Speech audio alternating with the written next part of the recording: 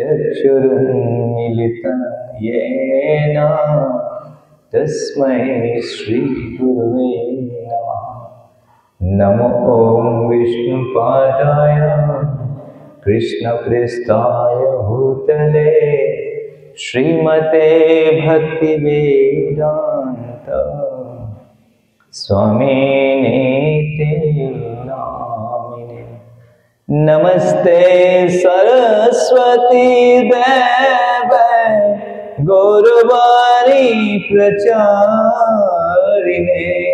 निर्विशेष शून्यवादी पाश्चात्यदेशतारिणे। जय श्री कृष्ण चैतन्य प्रभु नित्यानंद श्री अद्वैत गदाधर श्रीवासादि गौर भक्तवृंद। हरे कृष्णा कृष्ण कृष्ण हरे हरे, हरे राम राम राम हरे हरे। वंशकल्पतरुभ्यश्च कृपा सिन्धुभ्येव च पतितानां पावनेभ्यो वैष्णवेभ्यो नमो नमः। हरे कृष्ण। तो সকলোকে প্ৰণাম যাচিছোঁ আৰু আপোনালোক সকলোকে বহুত বহুত ধন্যবাদ দিছোঁ। ৰথযাত্ৰাৰ সময়ত ইয়াতে অহাৰ সৌভাগ্য হয়, কিন্তু এনেকৈ পিছত যে কেতিয়াবা আহি ইয়াতে ভাগৱত কথা কৰাৰ সৌভাগ্য হ'ব এইটো ভবা নাছিলোঁ। আজি সপোন লাগি আছে।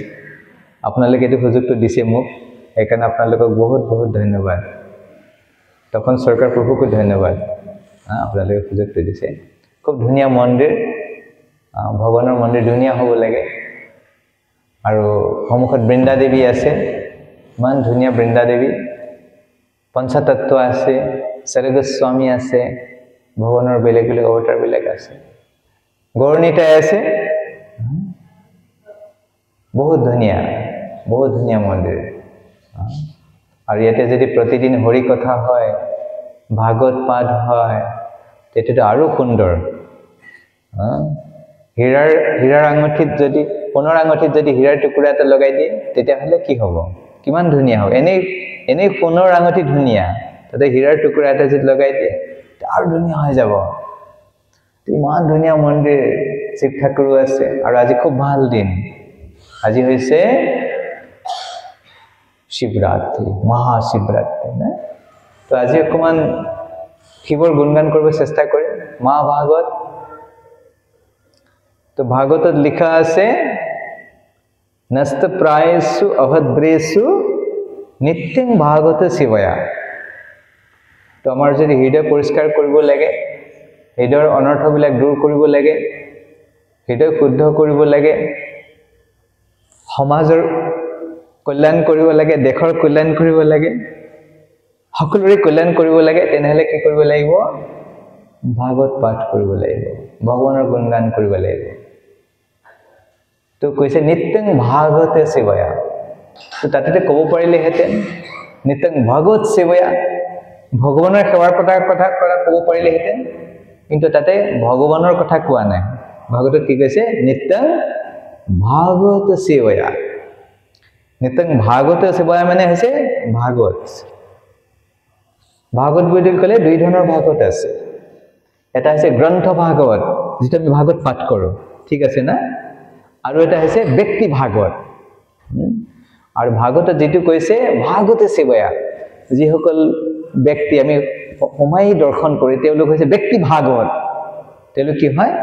ব্যক্তি ভাগৱত। আৰু ভাগৱত মানে ভগৱানৰ যিটো প্ৰিয়, ভাগৱত মানে কি? যিটো ভগৱানৰ প্ৰিয়, ভগৱানৰ লগত জড়িত। তুলসী মহাৰাণী তদীয়, ভগৱানৰ কোনবিলাক বস্তু প্ৰিয়? এই তুলসীৰ সেৱা, এইটো ভগৱানৰ প্ৰিয়। বৃন্দা দেৱী আছে, ভগৱানৰ প্ৰিয় কোন? বৃন্দা দেৱী, তদীয় সেৱা। গোমাতা তদীয়, Bhagavan priya. Monday to Bhagavan tadiya. গ্ৰন্থবিলাক এইবিলাকো ভগৱানৰ তলীয়া ভগৱানৰ সেইকাৰণে নিত্যং ভাগৱত সেৱা বুলি ক'লে অকল যে ভাগৱতৰ সেৱা কৰিম তেনেকৈ নহয়, ভাগৱতৰ সেৱা কৰিবই লাগিব। তাৰোপৰি কি সেৱা কৰিব লাগিব? তুলসী মহাৰাণীৰ সেৱা কৰিব লাগিব, বৈষ্ণৱ সেৱা কৰিব লাগিব, গো মাতাৰ সেৱা কৰিব লাগিব, মন্দিৰটো ধুনীয়াকৈ পৰিষ্কাৰ কৰি ৰাখিব লাগিব, ভগৱানৰ বাণীৰ প্ৰচাৰ কৰিব লাগিব। এই গোটেইবিলাক কিহৰ ভিতৰত সোমাই আছে? ভাগৱত সেৱাৰ ভিতৰত সোমাই আছে। সেইকাৰণে শাস্ত্ৰত কি কৈছে? নস্তপ্ৰায়েষু অভদ্ৰেষু নিত্যং ভাগৱত সেৱয়া ভগৱতী উত্তম শ্লোকে ভক্তিৰ ভৱতি নৈষ্ঠিকী। তো এই অকল ইমানখিনি কৰিলেই সমাজত কি আহি যাব? বিপ্লৱ আহি যাব। সমাজত কি আহি যাব? সুখ শান্তি সমৃদ্ধি ঘৰে ঘৰে সকলোতে কেৱল সুখ শান্তি সমৃদ্ধি ভৰি পৰিব। কি কৰিব লাগিব? কেৱল ভাগৱত সেৱাই কৰিব লাগিব। এইটো হৈছে ভাগৱতৰ সিদ্ধান্ত আৰু মহাজনবিলাকৰ সিদ্ধান্ত। সেইকাৰণে কয় শ্ৰীল নৰোত্তম দাস ঠাকুৰে কৈছে, তাদের চরণ সেবী ভক্ত শনিবার জনমে জনমে হয় আমার সেই অভিলাষ। হরি হরায় নম কৃষ্ণ যাদবায় নম যাদবায় মাধবায় কেশবায় নম। এসই গুছাই যার মোহিতার দাস দাসবার পদরেণু মোর পঞ্চগ্রাস। আমাৰ যিটো গৌড়ীয় পৰম্পৰা, গৌৰাঙ্গ মহাপ্ৰভুৰ যিটো পৰম্পৰা, তাতে ভক্ত প্ৰধান দাসবাৰ পদৰেণু মোৰ পঞ্চগ্ৰাস, তাদেৰও চৰণ সেবী ভক্ত শনিবাস। ভগৱানৰ ভক্তি কেনেকৈ কৰিব লাগিব? তেখেতসকলৰ চৰণৰ আশ্ৰয় লৈ কেনে কৰিব লাগিব। চৈতন্য ভাগৱতত কৈছে, মোৰ পূজে মোৰ ভক্ত না পূজে, সে দাম্ভিক নহে মোৰ প্ৰসাদেৰ পাত্ৰ। চৈতন্য ভাগৱতত কি কৈছে? মোৰে পূজে মাত্ৰ মোৰ ভক্ত না পূজে। মানে কৃষ্ণই কৈ আছে যে মোৰ আৰাধনা কৰে, মোৰ পূজা কৰে, কিন্তু মোৰ ভক্তবিলাকক আৰাধনা নকৰে। তেতিয়াহ'লে কৈছে সে দাম্ভিক নহয় মোৰে প্ৰসাদেৰ পাত্ৰ। যদি ভগৱানৰ পূজা কৰে কিন্তু ভগৱানৰ ভক্তসকলক আৰাধনা নকৰে, তেতিয়াহ'লে ভগৱানে কৈছে সে দাম্ভিক, তিনি দাম্ভিক, উনি আমাৰ প্ৰসাদ পাবে না, উনি আমাৰ কৃপা পাবে না। সেইকাৰণে গৌড়ীয় পৰম্পৰাত সেইকাৰণে পন্থা আছে, শাস্ত্ৰত লিখা আছে সগুৰু এবা অভিগচ্ছেত। যেতিয়া আমি মনুষ্য জীৱন পাইছোঁ তেতিয়াহ'লে গুৰু গ্ৰহণ কৰাটো বাধ্যতামূলক, কম্পালচৰি, গ্ৰহণ কৰিবই লাগিব। তো যাই হওক, এই জ্ঞানবিলাক আমি পাওঁ মহাজনবিলাকৰ মাধ্যমেৰে পাওঁ। আমি যে শাস্ত্ৰ এই জ্ঞানবিলাক ভক্তি কৰাৰ কাৰণে যিটো জ্ঞান পাইছোঁ, এইটো কাৰ মাধ্যমত আহিছে? এই মহাজনবিলাক মহাপুৰুষবিলাকৰ মাধ্যমত আহিছে। আমি যে গ্ৰন্থবিলাক পঢ়ি আছোঁ, এইবিলাক কোনে লিখিছে? শৰৎ গোস্বামী। এই সোমাই বাওঁফালে যে আছে শৰৎ গোস্বামী, তেওঁলোকে বহুত কষ্ট কৰি এই গ্ৰন্থবিলাক লিখিছে। তো সেইকাৰণে এই গ্ৰন্থবিলাকক কেন্দ্ৰ কৰি যদি আমি ভক্তি কৰোঁ তেনেহ'লে এই হৰি মন্দিৰ ভৰি পৰিব একদম। এতিয়াতো আছে, আপোনালোকে দেখিব যে আৰু কিমান ভক্ত আহি যাব নিজে গম নাপাব। তো সেইকাৰণে আৰু এই মহাপ্ৰভুৰ যি আন্দোলন, পৃথিৱীতে আছে যত নগৰাদি গ্ৰাম সৰ্বত্ৰ প্ৰচাৰ হইবে মোৰ নাম। তো মহাপ্ৰভুৱে কি কৈছিলে? মহাপ্ৰভুৰ বাণী পৃথিৱীৰ সৰ্বত্ৰ প্ৰচাৰ হ'ব। এতিয়া হৈছে কি না? অকল আমি হৰে কৃষ্ণ জপ কৰোঁ নে বাহিৰৰ মানুহবিলাকে হৰে কৃষ্ণ জপ কৰে? America, London, Russia, China, Pakistan, Bangladesh, এনেকুৱা এটা স্থান পৃথিৱীত নাই য'ত মানুহে কি নকৰে?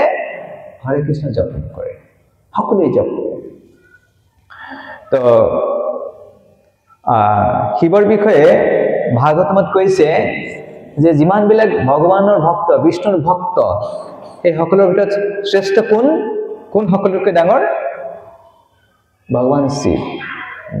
কৈছে ভাগৱতমত কৈছে, এইটো 12 নম্বৰ স্কন্ধত কৈছে, নিম্ন গানামি यथा गंगा देवानां अच्युत यथा वैष्णवानां यथा शंभु पुराणानां इदं तथा।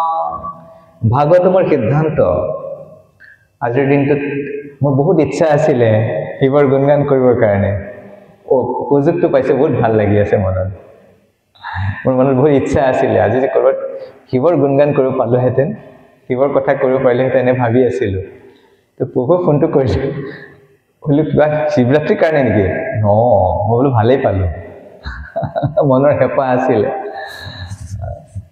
তো কাৰণ আমিতো পোনপটীয়াকৈ ভগৱানক পাব নোৱাৰোঁ আমিতো ভগৱানৰ যে ভক্তবিলাকৰ আমি গুণগান তেনেকৈ আমাৰ চেতনা শুদ্ধ হ'ব হয় কি না আমাৰ চেতনা অশুদ্ধ আমাৰ মন অশুদ্ধ আমাৰ বুদ্ধি অশুদ্ধ যদি আমি ভগৱানৰ গুণগান কৰিম ভগৱানৰ ভক্তবিলাকৰ গুণগান কৰিম তেতিয়া ভক্তবিলাকে কি কৰিব আমাক আশীৰ্বাদ কৰিব কি কৰিব আশীৰ্বাদ কৰিব আৰু সেই আশীৰ্বাদ লৈ কেনে আমি প্ৰভুৰ ওচৰত যাব পাৰিম তেতিয়া তেওঁলোকৰ আশীৰ্বাদটো হৈছে আমাৰ কাৰণে ধন প্ৰভুৰ ওচৰত যাবৰ কাৰণে আমাৰ কি হ'ব ধন প্ৰভুৰ ওচৰত যাবৰ কাৰণে যিটো টিকেট লাগিব সেইটো আমাক কোনে দিব ভগৱানৰ ভক্তবিলাকে দিব কোনে দিব প্ৰভুৱে ডাইৰেক্টলি নিদিয়ে পোনপটীয়াকৈ নিদিয়ে তো এই ভক্তবিলাক হৈছে প্ৰভুৰ খুব প্ৰিয়জন হয় সেইকাৰণে সদায় ভক্তবিলাকৰ আশীৰ্বাদৰ কাৰণে কান্দিব লাগে তো কৈছে নিম্ন গানং যথা গংগা যিবিলাক নদী আছে নদীবিলাকৰ ভিতৰত শ্ৰেষ্ঠ কোন হয় গংগা নিম্ন গানং যথা গংগা দেৱানাং অচ্যুত যথা আৰু যিসকলৰ আৰাধনা কৰা হয় এই সকলৰ ভিতৰত শ্ৰেষ্ঠ কোন অচ্যুত কৃষ্ণ কৃষ্ণ হৈছে সকলোতকৈ শ্ৰেষ্ঠ আৰু বৈষ্ণৱানাং যথা শম্ভু আৰু যিসকল বিষ্ণুৰ ভক্ত কৃষ্ণ ভক্ত তেখেতসকলৰ ভিতৰত সকলোতকৈ শ্ৰেষ্ঠ স্থান কাক প্ৰদান কৰা হৈছে শিৱ মহাদেৱক প্ৰদান কৰা হৈছে আৰু পুৰাণানাং ইদং তথা আৰু অনেক বৈদিক শাস্ত্ৰ আছে এই সকলোবিলাকৰ ভিতৰত শ্ৰেষ্ঠ স্থান কাক প্ৰদান কৰা হৈছে ভাগৱত পুৰাণ তো শিৱৰ যিটো স্থান সেই সম্পৰ্কে কৈছে এইটো ব্ৰহ্ম সংহিতাত ব্ৰহ্মাই কৈছে তো আমি সকলোৱে জানো যে গাখীৰৰ পৰা কি হয় দৈ হয় ঠিক আছে না তেনেহ'লে গাখীৰ আৰু দৈ একে নেকি নে বেলেগ বেলেগ ওনার মধ্যে ভেদ আছে কি না यद्यपि দুধ থেকে দহি হয় তবু দুধ এবং দহির মাঝে পার্থক্য রয়েছে যেনেকে গাখীৰ খায় গাখীৰৰ বস্তু খাই যদি কাৰোবাৰ পেট বেয়া হয় তেতিয়াহ'লে কি খাবলৈ দিয়ে ডক্টৰে গাখীৰ কাৰোবাৰ পেট বেয়া হৈ গ'ল কি খাবলৈ দিয়ে দৈ খাব দিয়ে হয় কি না আৰু দৈ খালে তাৰ পেট আকৌ কি হৈ যায় ভাল হৈ যায় যদিও গাখীৰৰ পৰাই হৈছে তথাপিও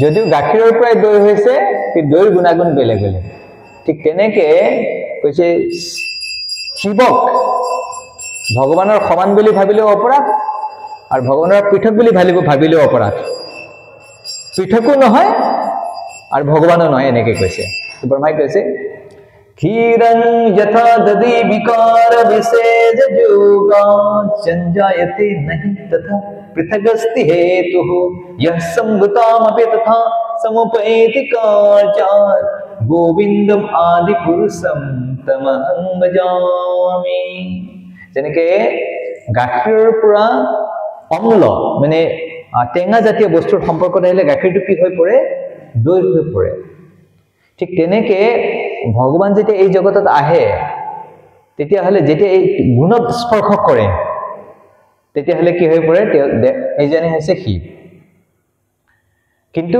শিৱ জীৱ নহয় ঠিক আছে আৰু শিৱক কোৱা হয় গুণাৱতাৰ কি বুলি কোৱা হয় গুণাৱতাৰ তো শিৱ কেনেকৈ ইমান মহান হৈ পৰিল এই জগতত শিৱৰ কিছুমান বিশেষ গুণ আছে কি আছে বিশেষ গুণ আছে তো কৈছে এটা বস্তুৰ ভাল বেয়া এজন ব্যক্তি ভাল বেয়া কেনেকৈ নিৰ্ধাৰণ কৰিব তাৰ গুণৰ ওপৰত ভিত্তি কৰি নিৰ্ধাৰণ কৰিব যেনে সোণ এটুকুৰা তাৰ ভাল মানে নকলি সোণ নে আসল সোণ কেনেকৈ বুজি পাব তাৰ পৰীক্ষা কৰিবৰ কাৰণে কি কৰিলে সোণটো কাটি কেনে চাব লাগিব নহলে ঘঁহি কেনে চাব লাগিব নহলে জুইত গলাই কেনে চাব লাগিব নহলে পিটি কেনে চাব লাগিব কুবাই কেনে এই চাৰি প্ৰকাৰে সোণক নিৰ্ধাৰণ কৰিবলৈ কোনটো ভাল নে বেয়া তেনেকৈ এজন ব্যক্তিক তেওঁৰ গুণাগুণ কেনেকৈ নিৰূপণ কৰা হয় তেওঁৰ চৰিত্ৰ কেনেকুৱা তেওঁ কি কাৰ্য কৰে তেওঁৰ কি গুণাগুণ আছে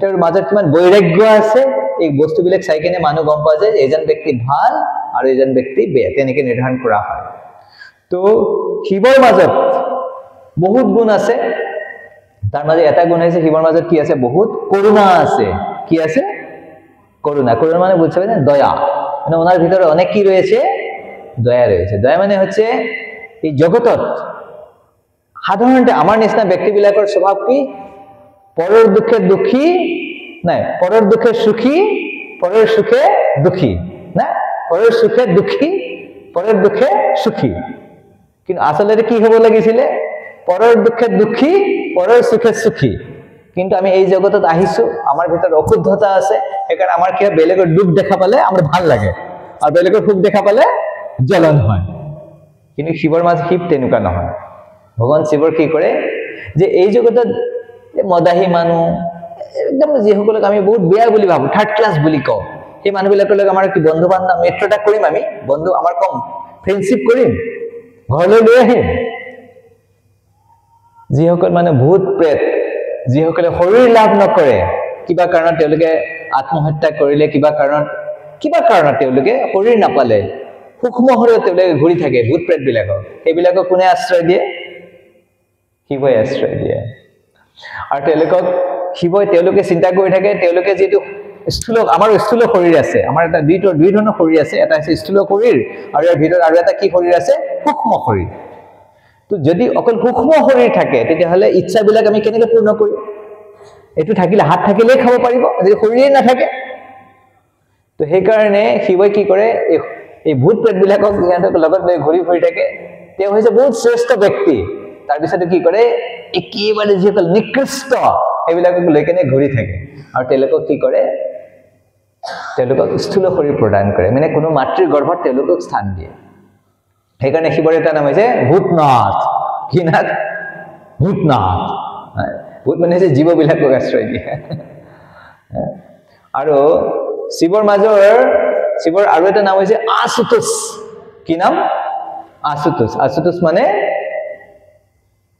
আশু মানে সংস্কৃতত কয় অতি সোনকালে শিৱক সন্তুষ্ট কৰিবলৈ বহুত সহজ পটককৈ সন্তুষ্ট হৈ যায় সেইকাৰণে কি নাম আশুতোষ এইকাৰণে যিসকল আখৰিক প্ৰকৃতিৰ মানে আপোনালোকে চাব ৰামায়ণত দেখিব মহাভাৰতত দেখিব যিবিলাক দৈত্য দানৱ অসুৰ তেওঁলোকে কাৰ উপাসনা কৰে শিৱৰ উপাসনা কৰে কাৰণ তেওঁলোকৰ ইমান ধৈৰ্য নাই একদম হৰে কৃষ্ণ কৰিয়ে থাকিব হৰে কৃষ্ণ কৃষ্ণ কৃষ্ণ হৰে হৰে হৰে ৰাম ৰাম ৰাম হৰে হৰে ইমান ধৈৰ্য নাই আজি কৰিছো ৰাতিপুৱা কৰিছো আবেলি লাগে এতিয়া কি লাগে এতিয়া কৰিছো এতিয়া ৰিজাল্ট লাগে সেইকাৰণে ভগৱানে ব্যৱস্থা কৰি ৰাখে সবৰ কাৰণে ঠিক আছে তোমালোকৰ কাৰণে আছে শিৱক সেইকাৰণে আশুতোষ কেতিয়াবা বিপদতো পৰে শিৱ পটকে বৰদান দি দিয়ে এজন অসুৰ আছিলে সি আহি কেনে কি কৰিছে শৰীৰটো চাকু এখন লৈ কেনে কাটি আছে আৰু কি সৰুৰ অংগবিলাক ক্ষত কৰি আছে আৰু কৈছে শিৱক চেলেঞ্জ কৰিছে শিৱক কৈছে যে সব প্ৰভু মই আপোনাৰ আৰাধনা কৰি আছো আপুনি যদি আজি প্ৰকট নহয়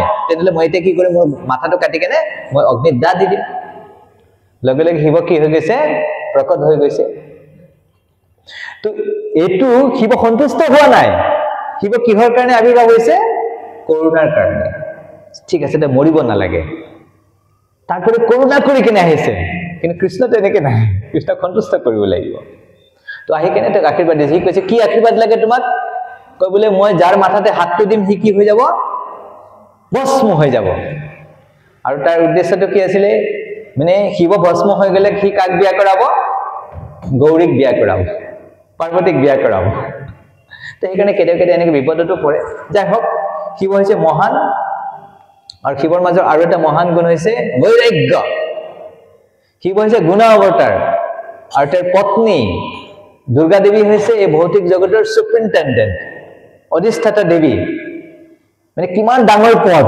তেওঁলোকে ইচ্ছা কৰিলে কিমান ডাঙৰ ঘৰ বনাব পাৰে আৰু তেওঁলোকে থাকে ক'ত শিৱ আৰু পাৰ্বতী ক'ত থাকে কৈলাশত থাকে নহলে গছৰ তলত থাকে শ্মশানত থাকে হয় কি না তো বৈৰাগ্য যদি বৈৰাগ্য যদি শিকিব লাগে কাৰ পৰা শিকিব লাগে শিৱৰ পৰা শিকিব লাগে আৰু তেওঁলোকৰ আৰু শিৱ পাৰ্বতীৰ পৰা শিকিবলৈ গৃহস্থ জীৱন ইয়াতে আপোনালোক বেছিভাগেই গৃহস্থ আছে তেওঁলোকৰ মাজত কিবা কাজিয়া পেচাল লগা দেখিছে শিৱৰ বাহন কোন নন্দী দুৰ্গা দেৱীৰ বাহন সিংহ গণেশৰ বাহন ইন্দুৰ আৰু কাৰ্তিকৰ বাহন ময়ূৰ ময়ূৰে কি খাই ভাল পায় সাপ খাই ভাল পায় আৰু সিংহই কি খাই ভাল পায় তো সেই হিচাপে চালে তেওঁলোকৰ মাজত কি লাগিছিলে কাজিয়া পেচাল লাগিব লাগিছিল যে আক্ৰমণ কৰিব লাগিছিল কিন্তু আমি দেখা নাপাওঁ যে তেওঁলোকৰ পৰিয়ালৰ কিবা কাজিয়া পেচাল আছে খুব শান্তিৰ জীৱন একদম আদৰ্শ জীৱন কিহৰ কাৰণে তেওঁলোকৰ জীৱনত কৃষ্ণ কেন্দ্ৰবিন্দু আৰু আপোনালোকে দেখাব শিৱক যেতিয়া চাব সদায় কি মুদ্ৰাত থাকে ধ্যান মুদ্ৰাত থাকে যিকোনো পোষ্টাৰ যদি চাই শিৱ কেনেকৈ থাকে ধ্যান কৰি থাকে চাইছে তো শিৱ কাৰ ধ্যান কৰি থাকে কৃষ্ণৰ ধ্যান কৰি থাকে নাম জপ কৰে এই প্ৰশ্নটো এবাৰ পাৰ্বতী সুধিছিলে যে প্ৰভু আপুনি কাৰ নাম জপ কৰি থাকে তেতিয়া শিৱই কি কৈছিলে राम रामेति रामेति रमे रामे मनोरमे सहस्रनामभिस्तत्तुल्यं राम नाम वरानने तो पार्वती जी সুধিছিলে হে তে কৈছে হে বৰানন বৰানন মানে যাৰ মুখকমল খুব ধুনীয়া তেতিয়া শিৱই কৈছিলে যে মই কাৰ নাম জপ কৰো ৰাম ৰামেতি ৰামেতি ৰমে ৰামে মনোৰমে মই ৰামৰ নাম জপ কৰি ইমান আনন্দ পাওঁ মই ৰাম নাম জপ কৰি থাকো সহস্ৰ নামভিস্ততুল্য ৰাম নাম বৰণানে মানে বিষ্ণুৰ সহস্ৰ নাম আমাৰ ব্ৰাহ্মণসকলে বিষ্ণুৰ সহস্ৰ নাম জপ কৰে বিষ্ণুৰ সহস্ৰ নাম জপ কৰি কিনে আপুনি যিটো ফল পাব এবাৰ ৰাম নাম কলে সিমান ফল পাই যাব এবাৰ ৰাম নাম কলে আৰু তিনিবাৰ ৰাম নাম লৈ কলে যিটো ফল পাব এবাৰ কৃষ্ণ নাম কলে সিমান ফল পাব তেনেকে শিৱই সকলো সময়তে কাৰ নাম জপ কৰি থাকে ৰামৰ নাম জপ কৰি থাকে সেইকাৰণে কৈছে ৰমন্তে যোগিনো অনন্তে সত্যানন্দে সিদ্ধাত্মনি ইতি ৰাম পদে নাচ পৰম ব্ৰহ্ম বিধীয়তে সেইকাৰণে ভগৱানৰ যি নাম হৈছে ৰাম আৰু যোগীবিলাকে ভক্তবিলাকে কি আনন্দ লাভ কৰে আপোনালোকে সদায় মন্দিৰত আহে না যেতিয়া আহে ভগৱানৰ নাম কীৰ্তন কৰি আনন্দ লাগে কি না সেইটো কথা সেইটো হৈছে ৰহস্য ৰমন্তে যোগিনো অনন্তে মানে এই জগতত আনন্দ পায় মানুহে কিন্তু ভগৱানৰ সেৱা কৰি ভগৱানৰ নাম কীৰ্তন কৰি শ্ৰৱণ কৰি যিটো আনন্দ পায় সেইটো হৈছে অনন্ত এটি কি থাকে পদে পদে বাঢ়ি থাকে পদে পদে কি হৈ থাকে এটো বৃদ্ধি হয় কিন্তু এই জগতৰ আনন্দটো এটা সময়ত কি হৈ যায় বন্ধ হৈ যায় সেইকাৰণে শিৱই কি কৈছে ৰামে ৰামেতি ৰামেতি ৰমে ৰামে মনোৰমে সহস্ৰ নামভিস্ততুল্যম ৰাম নাম বৰাননে তো পাৰ্বতী সদায় শিৱৰ এটা মহান কলে যে ধীৰ মানে গম পাইছেনে মানে বান্দৰৰ নিচিনা জপিয়াই নাথাকে ধীৰ ব্যক্তি যদি উদাহৰণ দিব লাগে কাক ল'ব লাগে শিৱ ঠাকুৰ মহাদেৱ ধীৰ ব্যক্তিৰ উদাহৰণ ইমান ধীৰ কিয় ধীৰ বুলি কয় যে পাৰ্বতী দেৱী বহুত ধুনীয়া দুৰ্গা দেৱী আৰু পাৰ্বতী কোলাত লৈ কিনে ভাগৱত পাঠ কৰি থাকে তেনে কিমান ধীৰ হ'ব লাগিব তো পাৰ্বতী সুধিছে প্ৰভু মই কাৰ আৰাধনা শ্ৰেষ্ঠ কাৰ আৰাধনা কৰিব লাগে আমি তো তেতিয়া শিৱই কৈছে আৰাধনানং সৰ্বেশাং বিষ্ণুৰ আৰাধনাং পৰম বেলেগ বেলেগ বহুত আৰাধনা আছে কিন্তু সকলোতকৈ শ্ৰেষ্ঠ আৰাধনা কাৰ বিষ্ণু আৰাধনা কিন্তু তাতকৈ এটা শ্ৰেষ্ঠ আৰাধনা আছে কি আছে আৰাধনানং সৰ্বেশাং বিষ্ণুৰ আৰাধনা পৰম তদ্যানং সমৰ্চনম তস্মাৎ পৰতৰং দেবী তদ্যানং সমৰ্চনম কিন্তু তাতকৈ শ্ৰেষ্ঠ হৈছে কোনোবা যদি বিষ্ণু ভক্তৰ আৰাধনা কৰে তো সেইকাৰণে নিত্যং ভাগৱত সেৱায়া তো কি কয় আপোনালোকে কেৰেলা গুৰুবায়ুৰ নাম শুনিছে তাৰ গুৰুবায়ুৰ মন্দিৰৰ পৰা দূৰত এটা জায়গা এটা আছে স্থান এটা আছে তাতে শিৱ মন্দিৰ এটা আছে আৰু সেই মন্দিৰটো বছৰত ৩-৪ দিনমান খোলে, তাৰপিছত বন্ধ হৈ থাকে, কাৰণ তাতে বৰফ পৰে, বৰফ, সেইকাৰণে বাকী সময়ত নোখোলে। সপ্তাহত ৩-৪ দিন বা এসপ্তাহ খোলে বছৰত, তাৰপিছত বন্ধ হৈ যায়। আৰু এজন ভক্ত আছিলে পুন্থানম, এইটো কেৰেলাৰ ভক্ত, খুব মহান বৈষ্ণৱ আছিলে, যেনেকৈ সৰ গোস্বামী, এনে বহুত ভক্ত আছে ভাৰতত, বহুত মহান মহান বৈষ্ণৱ। তো এই পুন্থানম ভগৱানৰ বহুত ডাঙৰ ভক্ত। এই ভাগৱত শাস্ত্ৰতে হৈছে প্ৰাণ, ভাগৱত কি হৈছে প্ৰাণ। তে ভাবিছে বহুত দিন হ'ল গুৰুবায়ুৰ মন্দিৰ তাতে গৈছে, যেনেকৈ হৰি সভা, এটা হৰি মন্দিৰ। তো গুৰুবায়ুৰ মন্দিৰত ভাবিছে মই এবাৰ প্ৰভু দৰ্শন কৰি আহোঁ। আৰু ৰাস্তাত যেতিয়া গৈছে যদি ভাগৱতম লৈ গৈছে না এনেকৈ টোপোলা বান্ধি, আৰু তেতিয়াৰ দিনতো ট্ৰেইনত নাযায়, ফ্লাইটত নাযায়, গাড়ী লৈ নাযায়, খোজকাঢ়ি যাব লাগে। তো খোজকাঢ়ি যাওঁতে ৰাস্তাত কি কৰিছে, ডকাইতে ধৰিছে। আৰু ডকাইতে ভাবিছে আৰে টোপোলা বান্ধি লৈ আহিছে মানে এইটো কি ভাল বস্তু আছে, কি আছে দে। সি কৈছে আৰে এইটোতো মোৰ ভাগৱত হয়, এইটো একো নহয়, মোৰ প্ৰাণ হয় ভাগৱত, দিব খোজা নাই, জোৰ জবৰদস্তিত ভাগৱতটো লৈ লৈছে। তাৰপিছত কৈছে পুন্থানমে কৈছে, হাতৰ আঙুঠি এটা আছিলে, কৈছে মোৰ বাকী যি বস্তু আছে চব লৈ ল, মোৰ ভাগৱতটো ঘূৰাই দে কৈছে। ডকাইতে কি তেনেকৈ ক'লে ঘূৰাই দিব? হা? তো সেই সময়ত কি কৰিছে, এজন ব্যক্তি আহিছে ঘোঁৰা লৈ কেনে, ঢুক ঢুক ঢুক ঢুক ঢুক ঘূৰাই যায়। সৈনিক এজন আহিছে আৰু আহি কেনে ৰখিছে, আৰু ৰখি কেনে কি কৰিছে, ক্ষেত্ৰীয় সৈনিক আহি কেনে গোটেই ডকাইতবিলাকক খেদি পঠাইছে। আৰু খেদি পঠাই কেনে পুন্থানমত কি কৰিছে, এই ভাগৱতটো আনি কেনে পুন্থানমক দিছে। দিয়াৰ পিছত কৈছে মই এতিয়া যাওঁ। পুন্থানমে সুধিছে আপুনি কোন? কৈছে মই এই দেশৰ ৰজাৰ মই সৈনিক হয়, মোৰ ৰজাই পঠাই দিছে, মই এটা পহৰা দি থাকো বোলে। এই মানে ডকাইতবিলাকে দিগদাৰ কৰে নে সাধুবিলাকক, মই পহৰা দি থাকো এনেকৈ কৈছে। পুন্থানমে ইমান ভাল পাইছে, হাতৰ আঙুঠিটো খুলি কেনে কি কৰিছে, তেওঁক দিছে। কৈছে আপোনাক মই মোৰ আঙুঠিটো আপোনাক দি দিছো। সৈনিকজনে কৈছে এই মোক নালাগে, নাই আপুনি লৈ যাওক। তাৰপিছত সৈনিকজনে আঙুঠিটো লৈ কেনে গুচি গ'ল। কেইদিনমান পিছত পুন্থানম গৈ গুৰুবায়ুৰ টেম্পল পালে, কৃষ্ণৰ মন্দিৰ, গুৰুবায়ুৰ মন্দিৰ। তো মানে বায়ুদেৱে স্থাপন কৰিছিল, সেইকাৰণে এটাৰ নাম হৈছে গুৰুবায়ুৰ মন্দিৰ, গুৰুবায়ুৰ আপ্পা। তো যেতিয়া গৈছে, আৰু তেতিয়া গৈ কেনে তেওঁ যেতিয়া ৰখি আছে, তেতিয়া পূজাৰীক কৈছে ইয়াতে পুন্থানম বুলি কোনোবা ব্যক্তি আছে নেকি? এনেকৈ আছে পূজাৰীয়ে। কি কৈ আছে, আপোনালোকৰ মাজত পুন্থানম বুলি কোনোবা ব্যক্তি আছে নেকি? সি ভাবিছে কোনোবা চাগে বেলেগ কোনোবা পুন্থানম হ'ব, মইতো বেলেগ জেগাৰ পৰা আহিছো, মোক কেনেকৈ চিনি পাব? যে কোনেও হাত দাঙা নাই। তাৰপিছত পুন্থানমে কৈছে মই বোলে পুন্থানম। কৈছে আমাৰ প্ৰভুৱে আপোনাৰ কাৰণে আঙুঠিটো দিছে। কৈছে প্ৰভুৱে এটা আঙুঠি আছে, এইটো আপোনাক দিবৰ কাৰণে কৈছে। তাৰপিছত কৈছে মোক আঙুঠি দিব কৈছে, আঙুঠিটো চাইছে, এইটো আঙুঠি দেখোন মই দিয়া আঙুঠিটোৱে, এই আঙুঠিটো মই সেই সৈনিকজনক দিছিলো, এইটো ইয়াতে আহি কেনেকে পালে? তাৰমানে সৈনিকজন কোন আছিলে? ভগৱান কৃষ্ণ। নিজে সৈনিক কৰি আহি কেনে তেওঁক উদ্ধাৰ কৰিছে, আৰু আঙুঠিটো লৈ গৈ আকৌ আঙুঠিটো ঘূৰাই দিছে। তো তাৰপিছত তাৰ পৰা এই যে মই কৈছো শিৱ মন্দিৰ যিটো আছে, যিটো তাতে গৈছে, আৰু তাতে যেতিয়া গৈছে তাতে যিসকলে ভাগৱত পাঠ কৰি ভাল পায় তেওঁলোকে য'তে গৈ কি কৰিব, ভাগৱত পাঠ কৰিব। তো পুন্থানম যেতিয়া গৈছে চবেই চিনি পায়, গা পা ধুইছে, কৈছে অলপ ভাগৱত পাঠ কৰো। ভাগৱত পাঠ কৰি চব আহি গৈছে, ভাগৱত পাঠ কৰিছে। আৰু ভাগৱতৰ কি পাঠ কৰিছে? দশম অধ্যায়ৰ 61 নম্বৰ অধ্যায়, তাতে অধ্যায় পাঠ কৰিছে। মানে ৰুক্মিণী কৃষ্ণৰ কলহ, এই সংবাদটো পঢ়িছে ভাগৱতমৰ পৰা, দশম স্কন্ধৰ পৰা। মানে কৃষ্ণই ৰুক্মিণী দেৱীৰ লগত ধেমালি কৰিছে। কৃষ্ণই কৈছে ৰুক্মিণী, মানে তেতিয়া ৰুক্মিণী দেৱীৰ মানে নাতি, মানে কৃষ্ণৰ নাতি হৈ গৈছে, নাতি সন্তান আছে। ৰুক্মিণী দেৱীক কৈছে তুমি এটা বহুত ভুল কৰিলা নহয়, তোমাক বিবাহ কৰিবৰ কাৰণে কিমান ডাঙৰ ডাঙৰ ৰাজকুমাৰ বিলাক আহিছিলে, ৰাজা বিলাক আহিছিলে, তুমি তেওঁলোকৰ লগত বিবাহ কৰিব লাগিছিলে। তুমি তেওঁলোকৰ লগত বিবাহ নকৰি কেনে কাৰ লগত বিবাহ কৰিলা? মোৰ লগত বিবাহ কৰিলা। মই ৰজাও নহয়, মোৰ ৰাজ্যও নাই, তুমিতো বহুত ডাঙৰ ভুল কৰিলা। কাৰণ দ্বাৰকাৰ ৰজা হৈছে উগ্ৰসেন, মইতো ৰজাও নহয়। আচ্ছা একো নহল, ঠিক, একো নাই, এতিয়াও একো দেৰি হোৱা নাই, তুমি এতিয়াও কি কৰিব পাৰা, কোনোবা এজন ভাল ৰজা নহলে ৰাজকুমাৰ চাই কেনে বিয়াখন পাতি ল'ব পাৰে, এনেকে কৈছে। কাক কৈছে কৃষ্ণই? ৰুক্মিণী দেৱীক কৈছে। আৰু ৰুক্মিণী দেৱীয়ে কি কৰিছে, মাথাটো এনেকে ঘূৰাই আছে, কৈছে ভাবিছে কি কথা কৈ আছে ৰে, এতিয়া মানে কৃষ্ণ মোৰ পৰা আঁতৰি যাব, মই মানে প্ৰভু মোৰ পৰা আঁতৰি যাব, মই প্ৰভুৰ পৰা বিচ্ছেদ হৈ যাম। ভাবি ভাবি ভাবি ভাবি ধুমকে বাগৰি পৰিছে।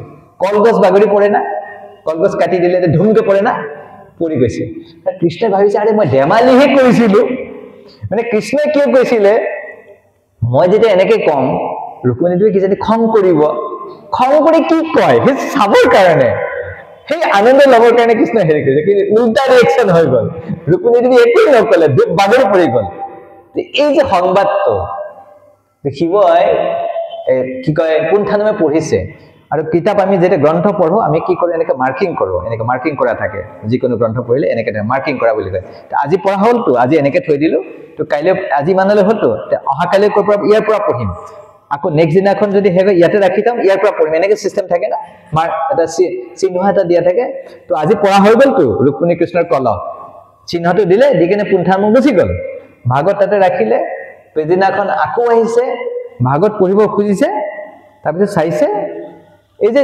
মাৰ্কিংটো আকৌ সেই এই অধ্যায়তে আছে পুনঠানমুখ ভাবিছে মইতো এইটো কালি পঢ়িলোতো এইটো অধ্যায় এইটো কাগজটো ইয়ালৈ কেনেকৈ আহিলে আকৌ মই পাহৰি গ'লো নেকি ঠিক আছে প্ৰভুৰ ইচ্ছা আৰু আকৌ সেইটো অধ্যায় পঢ়িছে ৰুক্মিণী কৃষ্ণৰ কলহ পঢ়িছে পঢ়ি আকৌ থৈ কেনে সিদিনাখন গুচি গ'ল আকৌ পিছদিনাখন আহিছে আকৌ চাইছে কাগজখন আকৌ ঘূৰি ঘূৰি কৈ আছে আকৌ তাতে আছে ভাবিলো এইটো আকৌ কেনেকৈ আহিলি ইয়াতে এইটো মই যোৱাকালি হৈ গ'ল আজিতো পিছৰ অধ্যায় পঢ়িব লাগে ঠিক আছে প্ৰভুৰ ইচ্ছা ঠিক আছে পঢ়ি দিওঁ এনে কেইবাদিন ধৰি একেটা অধ্যায় পঢ়িলে কি পঢ়িলে ৰুক্মিণী কৃষ্ণৰ কলহ তাৰপিছত মন্দিৰ বন্ধ হ'ল যেনে আমাৰ প্ৰভু বন্ধ কৰিলে মন্দিৰ বন্ধ হ'ল এতিয়া কি হ'ল চবেই গুচি গ'ল পুনঠানমুখ গুচি গ'ল গৈ আছে কেইবা 3-4 কিলোমিটাৰ গুচি গ'ল যোৱাৰ পিছত মনত পৰিছে কি মনত পৰিছে আৰে মোৰ ভাগত মই এৰি থৈ আহিলো কি এৰি থৈ আহিলো মই ভাগত গ্ৰন্থটো এৰি আহিলো নহয় এতিয়া কি হ'ব আকৌ দৌৰিছে মন্দিৰ লাইফটো দৌৰিছে মন্দিৰ দেখিছে তালা লাগিছে হাই এতিয়া কি হ'ব ৰে কি হ'ব তাৰপিছত মন্দিৰৰ কি থাকে এই দৰ্জাত কিছুমান এটা সৰু ফুটা এটা থাকে ভিতৰত চাব পাৰি পুনঠানমে চাইছে শুনিছে আৰে মন্দিৰ বন্ধ হৈছে কিন্তু মন্দিৰৰ ভিতৰত কথা কৈ থকা যেন লাগিছে কোনে কথা কৈ আছে কৈছে দেখিছে ভিতৰত দেখিছে যে মহাদেৱে কি কৰিছে ভাগৱত পাঠ কৰি আছে কি কৰি আছে ভাগৱত পাঠ কৰি আছে কোনে শুনি আছে পাৰ্বতী আৰু কোন আছে ভূতপ্ৰেতবিলাক দেখি শুনি আছে ভাগৱত পাঠ পুনঠানমে চাইছে হাই প্ৰভু ভাগৱত পাঠ কৰি আছে তাৰপিছত ভাগৱত পাঠ পুনঠানমে শুনি আছে মনে একো চুপ শুনি আছে এনেকে তাৰপিছত আৰু যেতিয়া ভাগৱত পাঠ হয় যি প্ৰবক্তা থাকে তেতিয়া মনত এটা ইচ্ছা থাকে ভাগৱত পাঠ কৰিলে কেনেকুৱা হৈছে যদি পাব্লিকে কয় কেনেকুৱা আছে তেতিয়া জানিব মন থাকে তো শিৱই সুধিছে পাৰ্বতীক আচ্ছা দেৱী এই কোৱাচোন মই যে ভাগৱত পাঠ কৰিলে তোমাৰ কেনেকুৱা লাগিছে তো পাৰ্বতী কৈছে প্ৰভু ভালেই লাগিছে কিন্তু মানে এই পুনঠানমে যেতিয়া পঢ়ে সেইটো বহুত ভাল লাগে পুনঠানমে যেতিয়া ভাগৱত পঢ়ে বহুত আনন্দ লাগে আৰু সেইকাৰণেতো মই সদায় সেইটো যে মাৰ্কিংটো মই সদায় আনি তাতে থৈ দিছো আৰু কোনে শুনি আছে পুনঠানমে ধুমকে বাগৰি পৰিছে বোলে মই ইমান পতিত মই ইমান অধম মানে ভগৱানৰ ভক্তবিলাকে সদায় নিজকে কি বুলি ভাবে মই নিজে বহুত পতিত বুলি ভাবে শ্ৰেষ্ঠ বুলি নাভাবে আৰু মোৰ ভাগৱত কথা শুনি কিনে শিৱই ভাল পায় মহান বৈষ্ণৱানম যথাসম্ভু তেওঁ ভাল পায় বাগৰি পৰিছে সেইকাৰণে এই যে ভাগৱত শিৱৰ প্ৰিয় আৰু পদ্মপুৰাণত লিখা আছে ৰাধা ৰাণীৰ সহস্ৰ নাম শিৱই জপ কৰি থাকে কি জপ কৰি থাকে ৰাধা ৰাণীৰ সহস্ৰ নাম জপ কৰে শিৱই তো সেইকাৰণে শিৱৰ যি গুণাগুণ আৰু শিৱৰ মহাদেৱে মস্তকত এটা চিহ্ন এটা ধাৰণ কৰে কি চিহ্ন ধাৰণ কৰে এনেকে এটা অৰ্ধচন্দ্ৰ দেখিছে অৰ্ধচন্দ্ৰ ধাৰণ কৰে তো এই অৰ্ধচন্দ্ৰটো এইটো কাৰ চৰণত থাকে ভগৱান শ্ৰীকৃষ্ণৰ চৰণৰ চিহ্ন ভগৱান শ্ৰীকৃষ্ণৰ এটা চৰণত আছে 11টা আৰু এটাত আছে 8টা কাৰেক্ট না তো সৰ্বমুঠ 19টা চিহ্ন তাৰ এটা চিহ্ন হৈছে এই যে চন্দ্ৰমা তো কৈছে যে ভগৱানৰ সেই চৰণ চিহ্ন ধাৰণ কৰি কেনে কি হৈ পৰিল যে শিৱ ইমান মহান হৈ পৰিল এই জগতত ঠিক তেনেকে এই জগতত যিসকলে হৰিৰ চৰণৰ আশ্ৰয় গ্ৰহণ কৰিব তেওঁলোকে কি হৈ পৰিব বহুত মহান হৈ পৰিব এই বিষয়ে কোনো সন্দেহ নাই কোনো সন্দেহ নাই, কোনো ডাউট ৰাখিব নালাগে। তো সেইকাৰণে শাস্ত্ৰত কৃষ্ণ ভক্ত ৰসামৃত সিন্ধুত ভগৱান শ্ৰীকৃষ্ণৰ শ্ৰীহৰিৰ 64 গুণৰ বৰ্ণনা কৰিছে। এই স্বৰূপ গোস্বামী আছে ন, স্বৰূপ গোস্বামীৰ মাজৰ ছিল ৰূপ গোস্বামী। আগতে বোধহয় কোনোবা মহান বৈষ্ণৱ ইয়াতে আছিলে যিসকলে স্থাপনা কৰিছিলে, সেইকাৰণে তেখেতসকলে স্বৰূপ গোস্বামীৰ চিত্ৰ আঁকি থৈছে, পঞ্চতত্ব ৰাখিছে। আমি বহুত ভাগ্যৱান, গৌৰ পূৰ্ণিমা আহি আছে, যে পৰম্পৰাত আমি আমাৰ নামটো লিখিবৰ কাৰণে সুযোগ এটা পাইছো। এয়া বহুত পৰম সৌভাগ্য আমাৰ। এই তাৰ মাজৰ ছিল ৰূপ গোস্বামীয়ে এই 64 গুণৰ বৰ্ণনা কৰিছে। কৈছে ভগৱানৰ যি গুণ, ভগৱানৰ গুণ একচুৱেলি অনন্ত। ইয়াতে কৈছে ব্ৰজেন্দ্ৰ নন্দন কৃষ্ণ নায়ক শিৰোমণি, নায়িকাৰ শিৰোমণি রাধা ঠাকুরানী। অনন্ত কৃষ্ণের গুণ 64 প্রধান, এক এক গুণ শুনি জুড়ায় ভক্ত কান। তো ভক্তবিলাকে কেনেকে তৃপ্ত হয়, কেনেকে সন্তুষ্ট হয়? যে কৃষ্ণৰ গুণগান শুনে, এক এক গুণ শুনি জুড়ায় ভক্ত কান। এখানে ভক্তৰ কি স্বভাৱ, ভক্ত কি কৰি ভাল পায়? ভাগৱত গীতাত ভগৱানে কৈছে মচ্চিত্ত মদ্গত প্ৰাণ বুদেন্ত পৰস্পৰাম কথন্ত সমাং নিত্যম তুচ্ছন্তি স ৰমন্তি স। ভগৱানৰ ভক্তবিলাকে কি কৰি ভাল পায়? কেৱল হৰিৰ গুণগান কৰি কেনে ভাল পায়। আৰু ইয়াতে যি 64 গুণৰ বৰ্ণনা কৰিছে, 50টা গুণ, প্ৰথম 50টা এইটো ব্ৰহ্মাৰ মাজত দেখিবলৈ পোৱা যায়। আৰু তাৰ আৰু 5টা যদি বেছিকে হেৰি কৰি যায় 55টা, এইটো কাৰ মাজত আছে? শিৱৰ মাজত আছে। আৰু যদি 5টা আৰু তাৰ লগত যোগ কৰে তেতিয়াহ'লে কিমান হ'ব? 60। কাৰ মাজত আছে? বিষ্ণুৰ মাজত আছে। আৰু 4টা এক্সট্ৰা কোৱালিটি, অধিক গুণ কাৰ মাজত আছে? কৃষ্ণৰ মাজত আছে। সেইকাৰণে কৃষ্ণ আছে ভগৱান, 64 গুণ। তো যাই হওক, তো এই যে গুণবিলাকৰ বৰ্ণনা কোনে কৰি আছে? শিৱই পাৰ্বতীক শুনাই আছে। এই গুণবিলাকৰ বৰ্ণনা কোনে কৰি আছে? কৃষ্ণৰ গুণবিলাকক। তথা হি পাদ্মে পাৰ্বতী স্থিতিকণ্ঠেন তদ্গুণঃ কন্দৰ্পভূতি লাৱণ্য ইত্যাদা পৰকীৰ্তিতঃ। তো ভগৱান শ্ৰীকৃষ্ণৰ এই গুণবিলাকৰো বৰ্ণনা কোনে কৰি আছে? শিৱই পাৰ্বতীক কৰি আছে। তো সেইকাৰণে ভগৱান কৃষ্ণ ভক্তি, যিসকল কৃষ্ণ ভক্ত তেওঁলোক অৱশ্যেই শিৱৰ ভক্ত, তেওঁলোক অৱশ্যেই শিৱক আৰাধনা কৰে। আৰু ভগৱানৰ যি ভক্তি কৰাৰ কাৰণে, ভগৱানৰ ভক্তি কৰাৰ কাৰণে ভগৱানে এই জগতত কেইটা পৰম্পৰা দিছে? 4টা সম্প্ৰদায় দিছে। কেইটা সম্প্ৰদায় দিছে? 4টা সম্প্ৰদায় দিছে। তো আমি যিটো পৰম্পৰাত থাকো, এইটো সম্প্ৰদায়ৰ নাম কি? ব্ৰহ্ম মাধৱ গৌড়ীয় সম্প্ৰদায়। আমাৰ সম্প্ৰদায়টোৰ নাম হৈছে ব্ৰহ্ম মাধৱ গৌড়ীয় সম্প্ৰদায়, ব্ৰহ্মাৰ পৰা আহিছে। আৰু এটা সম্প্ৰদায়ৰ নাম হৈছে কুমাৰ সম্প্ৰদায়। এইটো ক'ৰ পৰা আহিছে? 4 কুমাৰৰ পৰা আহিছে। আৰু এটা পৰম্পৰা আছে, সেইটো হৈছে শ্ৰী সম্প্ৰদায়। শ্ৰী মানে এটা কাৰ পৰা আহিছে? লক্ষ্মী দেৱীৰ পৰা আহিছে। আৰু এটা সম্প্ৰদায় আহিছে ভোলেনাথ কি জয়, ৰুদ্ৰ সম্প্ৰদায়। কি সম্প্ৰদায়? ৰুদ্ৰ সম্প্ৰদায়। এইটো কাৰ পৰা আহিছে? শিৱৰ পৰা আহিছে। এনেকৈ 4টা পৰম্পৰা আছে। আৰু এই 4টা সম্প্ৰদায়ৰ যি শিক্ষা লৈ কেনে ৰুদ্ৰ সম্প্ৰদায়, শ্ৰী সম্প্ৰদায়, কুমাৰ সম্প্ৰদায় আৰু ব্ৰহ্ম সম্প্ৰদায়, এই গোটেই পৰা দুটা শিক্ষা লৈ গৌৰাংগ মহাপ্ৰভুৱে গোটেইকেইটা সম্প্ৰদায়ৰ পৰা কি কৰি লৈছে? দুটা শিক্ষা লৈছে। লৈ কেনে কি সম্প্ৰদায় বনাইছে? ব্ৰহ্ম মাধৱ গৌড়ীয় সম্প্ৰদায়, যিটো সম্প্ৰদায়ত আমি আছো। বুজি পাইছে? তো সেইকাৰণে যিটো ৰুদ্ৰ সম্প্ৰদায় মানে ভগৱান শিৱৰ যি বিষ্ণু স্বামী, তাৰ আচাৰ্য, তেওঁৰ পৰা কি জ্ঞান লৈছে? Taking exclusive shelter of Shrikrishna. যে ৰুদ্ৰ সম্প্ৰদায়ৰ শিক্ষা, তাতে কি কৈছে? আমি ভগৱান শ্ৰীকৃষ্ণৰ চৰণ কমলত অনন্যভাৱে আশ্ৰয় ল'ব লাগে। আমরা ভগবান শ্রীকৃষ্ণের শ্রীহরির চরণ কমলে অনন্যভাবে আশ্রয় নিতে হয়। আর কি কইছে? রাগ মার্গ। আর যদি কুমার সম্প্রদায়, আমি যে রাধা কৃষ্ণর উপাসনা করো, এই রাধারানীর উপাসনা করা এইটো সিদ্ধান্ত ক'ৰ পৰা আহিছে? যিসকল কুমাৰ সম্প্ৰদায়ৰ ব্যক্তি তেওঁলোকে কাৰ আৰাধনা কৰে? শ্ৰীমতী ৰাধাৰানীৰ আৰাধনা কৰে। সেইকাৰণে আমাৰ সম্প্ৰদায়ত যে ৰাধাৰানীৰ উপাসনা, এই সিদ্ধান্ত ক'ৰ পৰা আহিছে? কুমাৰ সম্প্ৰদায়ৰ পৰা আহিছে। তেওঁলোকে কি কৰে? শ্ৰীমতী ৰাধাৰানীৰ আশ্ৰয় লয় আৰু তেওঁলোকে গোপীসকলৰ পদচিহ্নত অনুগমন কৰি কৃষ্ণ ভজনা কৰে।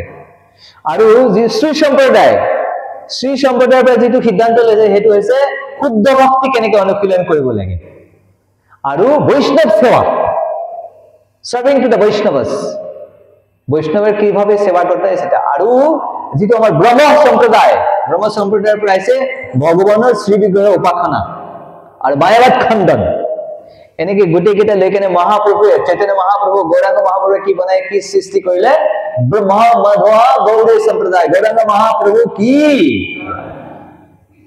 একাৰণে কৃষ্ণ ভজন মহাপ্ৰভুৱে লীলা কৰিলে চৈতন্য চৰিত্ৰত আপোনালোকে পঢ়িব চৈতন্য চৰিত্ৰ আদি লীলা মধ্য লীলা অন্ত লীলা যেতিয়া ভগৱান এই জগতৰ পৰা গুচি যোৱাৰ সময়ত ভগৱানে কি কৰিছে জানে নিজৰ যি শিক্ষা চৈতন্য মহাপ্ৰভুৰ শিক্ষা অষ্টকম আপোনালোকে শুনিছে শিক্ষা অষ্টকম ত্ৰিনাদপি কি কয় চেতু দৰ্পণ মাৰ্জনম ভৱ মহাদাৱাগ্নি নিৰ্ভৱ এনেকে গায় না শ্লোকাবিলাক 8টা শ্লোকা আছে মহাপ্ৰভু নিজে লিখা শ্লোকা লাষ্টত কি কৰে শ্লোকাবিলাক আস্বাদন কৰি আছে নিজে যিটো শিক্ষা দিছে জগতক কি কৰি আছে সেই শিক্ষা আস্বাদন কৰি আছে চৈতন্য চৰিতামৃতৰ শেষত তো সেইকাৰণে আমাৰ সকলোৰ কাৰণে শিক্ষা যে আমি যে হৰি ভক্তি কৰিম আমাৰ যে কেন্দ্ৰবিন্দু কি হ'ব লাগিব মহাপ্ৰভুৰ শিক্ষা হ'ব লাগিব এইটো কেন্দ্ৰ কৰি কৰিব লাগিব এইটো সকলোৰ কাৰণে একে যোনে ঘৰত থাকক গৃহে থাকক বনে থাকক যতে থাকক আশ্ৰমত থাকক সবৰ কাৰণে কি হয় একেটাই কৃষ্ণ ভজ কৃষ্ণ ভজনা কৰিবলৈ কৃষ্ণৰ শিক্ষা ল'ব লাগিব ঠিক আছে তো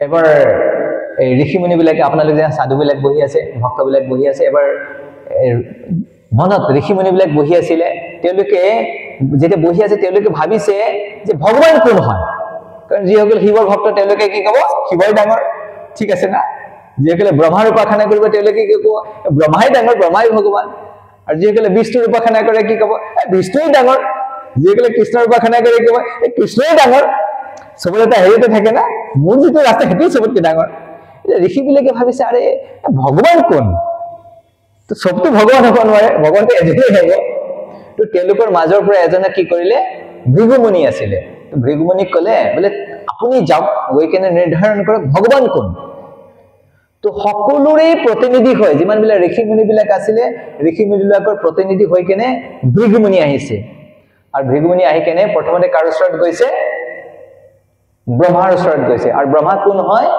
ভৃগুমুনিৰ পিতৃ হয় ব্ৰহ্মাৰ সন্তান হৈছে ভৃগুমুনি যেতিয়া সন্তানে পিতৃক লগ পায় তে কি কৰিব লাগে প্ৰণাম কৰিব লাগে কি না পিতৃৰ গুণগান কৰিব লাগে প্ৰণাম কৰিব লাগে এটো সন্তানৰ কৰ্তব্য যেতিয়া ভৃগুমুনি গৈছে ব্ৰহ্মাক লগ পাইছে একো পোৱা নাই মনে মনে আছে প্ৰণামো কৰা নাই তে ভৃগুমুনি ভাবিছে কেনেকুৱা ল'ৰা মোৰ আৰে মোক প্ৰণামো নকৰে বিৰাট খং উঠিছে আৰু খং উঠিলে কি দেখাব নোৱাৰে কাৰণ যদি এজন শ্ৰেষ্ঠ ব্যক্তিয়ে কোনো ভাগৱত কথা কৰি আছে কোনো ভাগৱতৰ প্ৰবচন কৰে বহুত শাস্ত্ৰৰ উপদেশ দিয়ে সবেই জানে বহুত ডাঙৰ বৈষ্ণৱ হৰিসভাৰ বোলে ইয়াতে বোলে এই অঞ্চলত ৰাঙাপাৰাত তেওঁ যদি খং কৰে মানুহে কি ক'ব আচ্ছা আপুনিও খং কৰে নেকি হয় কি না তো খং কৰিব নোৱাৰিব ট্ৰেইনত চাবচোন যেতিয়া মানুহে যায় তেতিয়া খং কৰিলে কয় আপুনি সাধু কবি গুচ্ছা কৰতে এনেকৈ কয় তো ব্ৰহ্মাৰ খং উঠিছে খংটো ৰাখি আছে লুকাই আছে আৰু তেতিয়া কি হৈছে তেতিয়াই ৰুদ্ৰ জন্ম হৈছে তো তেতিয়া যেতিয়া খং কৰিছে তেতিয়া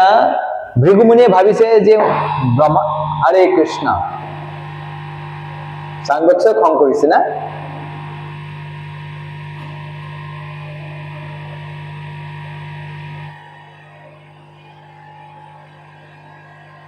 হৰে কৃষ্ণ কৃষ্ণ কৃষ্ণ হৰে হৰে হৰে ৰাম ৰাম ৰাম হৰে হৰে তো প্ৰথম মানসিকভাৱে অপৰাধ কৰিছে পিছত কাৰ ওচৰলৈ গৈছে শিৱৰ ওচৰলৈ গৈছে শিৱ যেতিয়া গৈছে শিৱৰ যেটো ব্ৰহ্মাৰে সন্তান শিৱ আৰু ভৃগুমুনি কি হ'ব ভাই ভাই হ'ব তেতিয়া শিৱই ভৃগুমুনিক দেখা পাই কৈছে আৰে মোৰ ভাই আহা আহা আলিঙ্গন কৰিব বিচাৰিছে তো ভৃগুমুনিয়ে কি কৰিছে এবাৰ বাণীৰে অপৰাধ কৰিছে কৈছে তুমি গা নোধোৱা তুমি শ্মশানত থাকা তুমি মোক স্পৰ্শ নকৰিবা তুমি স্পৰ্শ কৰিলে মই অশুদ্ধ হৈ যাম আৰু আপুনি কল্পনা কৰক কোনোবাই যে শিৱক যদি তেনেকে কয় তাৰ কি অৱস্থা হ'ব আপোনালোকে এবাৰ কল্পনা কৰক শিৱৰ যদি খং উঠে তাৰ কি আশীৰ্বাদ পাব নে অভিশাপ পাব কৈছে তোৰ ইমান হাত তোক মই মাৰিয়ে পেলাম বলে ত্ৰিকুল পাত লৈ কেনে উঠিছে শিৱই পাৰ্বতীয়ে বুজাই মেলি কেনে ধৰি মেলি কি কৰে এইবোৰ কৰিব নেপায় আৰে আপোনালোকে ভাই কয় এৰি দিয়ক নাই এৰি দিয়ক একো এইবিলাক কৰিব নালাগে ভৃগুমণি তাৰ পৰা পলাইছে ভাবি থাকিলে অৱস্থা বেয়া হৈ যাব ভৃগুমণি পলালে কিন্তু মনে মনে কি ভাবিছে নাই শিৱই খং কৰিছে শিৱও ভগৱান নহয় তাৰপিছত এবাৰ বিষ্ণুৰ ওচৰত গৈছে আৰু বিষ্ণু কি কৰিছে শয়ন কৰি আছে আপোনালোকে জানে বিষ্ণু শয়ন কৰি থাকে ক্ষীৰসাগৰত অনন্ত শেষৰ ওপৰত আৰু লক্ষ্মী দেৱী সদায় চৰণ কমলৰ সেৱা কৰি থাকে মাসাজ কৰি থাকে তো যেতিয়া ভৃগুমণি গৈছে গৈ কেনে একদম বুকুত দাম করে এটা লাত মারি দিছে ভৃগুমণি কি কৰিছে ছাতিতে এটা লাত মাৰছে বুকুতে লাত মাৰছে যেতিয়া লাত মাৰিছে তেতিয়া বিষ্ণুৱে কি কৰিছে আৰে আৰে আৰে ৰে ব্ৰাহ্মণ দেব আইছে আৰে আৰে লগে লগে ভৰিটো মাসাজ কৰিছে লাত মাৰিছে কোনে ভৃগুমণিয়ে আৰু ভগৱানে কি কৰিছে আমি হলে কি কৰিলেহেঁতেন ভৰি ভাঙি দিলোহেঁতেন কি কৰিলেহেঁতেন আমি হলে কি কৰিলেহেঁতেন ভৰি ভাঙি দিলোহেঁতেন তো ভগৱানে কি কৰিছে ভৰি মাসাজ কৰিছে কৈছে আৰে আৰে আৰে আৰে ভৃগুমণি তুমি ব্ৰাহ্মণ হয় তোমাৰ ভৰিটো ইমান কোমল আৰু মোৰ হৃদয়টো একদম বজ্ৰৰ নিচিনা মোৰ বুকুখন বহুত দুখ পাইছে চাগে না চাব অলপ মাসাজ কৰি দিওঁ বোলে আৰু ভগৱানে কৰিছে ঠিক আছে বাকি সব ঠিক আছে লেকিন এজন ব্যক্তিয়ে ভাল পোৱা নাই কথাটো কোনে ভাল পোৱা নাই লক্ষ্মী দেৱী ভাল পোৱা নাই কাৰণ ভগৱানৰ বক্ষস্থলত কোনে বাস কৰে লক্ষ্মী বাস কৰে ভগৱানে কি বোলে শ্ৰীনিবাস গোবিন্দ ৰে গোবিন্দ শ্ৰীনিবাস গোবিন্দ ভগৱান বিষ্ণুৰ বক্ষস্থলত কোনে বাস কৰে লক্ষ্মী বাস কৰে কৈছে মোৰ স্থানত লাত মাৰিছে ইমান সাহস কৈছে মই কেতিয়াও ব্ৰাহ্মণৰ ঘৰত নাথাকো যা ব্ৰাহ্মণ বিলাক সদায় কাংগাল হৈ যায় ভিখাৰী হৈ থাকিব সেইকাৰণে চাব ব্ৰাহ্মণ বিলাক সদায় ভিখাৰী লক্ষ্মী সিহঁতৰ ঘৰত নাযায় এই অপৰাধ কৰিলে যে মোৰ প্ৰভুৰ বুকুত লাত মাৰিছে তো যাই হওক ভৃগুমণিৰ উদ্দেশ্য আছিলে যে মই নিৰ্ধাৰণ কৰিব লাগে যে কোন ভগৱান ভগৱান গম পাই গল আৰে খঙেই কৰা নাই মানে ভগৱান কোন বিষ্ণু ভগৱান ঘূৰি আহিছে ঋষিমুনিবিলাক গোটেই কাহিনীটো কৈছে যে মই পৰীক্ষা কৰিলো আৰু পৰীক্ষা কৰি কেনে কি গম পালো ভগৱান কোন হয় বিষ্ণু ভগৱান তো সেইকাৰণে আৰু আমি ভক্তি জীৱনৰ কাৰণে মই আৰম্ভণিতে কৈছো ভাগৱত সেৱায় ভগৱানক পাবৰ কাৰণে মাধ্যম হৈছে ভগৱানৰ ভক্ত সেইকাৰণে যিবিলাক ধাম বিলাকত যায় আপুনি যদি পুৰীতো যায় পুৰীত গলে আপোনালোকে পোনপটীয়াকৈ পুৰী ধামত দৰ্শন কৰিব নোসোমাব প্ৰথমতে ভুৱনেশ্বৰত মহাদেৱ আছে লিংগেশ্বৰ আছে লিংগেশ্বৰৰ অনুমতি লব তাতে অনুমতি লৈ লিংগেশ্বৰৰ আশীৰ্বাদ লৈহে পুৰীত জগন্নাথৰ দৰ্শন কৰিব আৰু বৃন্দাবনত গলে বৃন্দাবনৰ ধাম ৰক্ষক হৈছে ভগৱান শিৱ তো বৃন্দাবনত প্ৰৱেশ কৰিব পোনপটীয়াকৈ প্ৰৱেশ কৰিব প্ৰথমতে কাৰ অনুমতি লব লাগে হে মহাদেৱ হে শিৱ ঠাকুৰ বৈষ্ণৱ ঠাকুৰ আপুনি অকণ কৃপা কৰক অকল প্ৰভুৰ ধামত যাও তেতিয়া মহাদেৱে কি কৰিব আশুতোষ বহুত সোনকালে সন্তুষ্ট হয় আশুতোষে কি কৰিব আশীৰ্বাদ ঠিক আছে যোৱা সেইকাৰণে আমি ইয়াতে আছো সেইকাৰণে আমি এইটো আপোনালোকে যিসকলে বৃন্দাবনত গৈছে আপোনালোকে জানিব তাতে মহাদেৱে বেলেগ বেলেগ ৰূপত তাতে আছে নন্দেশ্বৰ মহাদেৱ ভূতেশ্বৰ মহাদেৱ চক্ৰেশ্বৰ মহাদেৱ তেনেকে বেলেগ বেলেগ ৰূপত আছে যেনে মথুৰাত ভূতেশ্বৰ মহাদেৱ নন্দগ্ৰামত নন্দেশ্বৰ মহাদেৱ গোবৰ্ধনত চক্ৰেশ্বৰ মহাদেৱ এনেকে বেলেগ বেলেগ হেৰিত আছে আৰু এনেকে থাকি কেনে কি কৰে গোপেশ্বৰ মহাদেৱ কাৰণ ভগৱান শিৱই ভগৱান শ্ৰীকৃষ্ণৰ ৰাসলীলাত প্ৰৱেশ কৰিব বিচাৰিছিলে কৈছে প্ৰভু মই অকণ ৰাসলীলাত অলপ ডান্সিং নৃত্য কৰি আহো নেকি প্ৰভুৱে কৈছে নাই তোমাৰ ৰূপটো চেঞ্জ কৰিব লাগিব এইটো ৰূপ লৈ যদি তুমি নৃত্য কৰিব সব পলাই যাব দেখোন তুমি কি কৰিব লাগিব স্ত্ৰী দেহ ল'ব লাগিব সেইকাৰণে শিৱই কি কৰিছিলে তাতে গোপী ৰূপ ধাৰণ কৰিছিলে সেইকাৰণে কি নাম হল গোপেশ্বৰ মহাদেৱ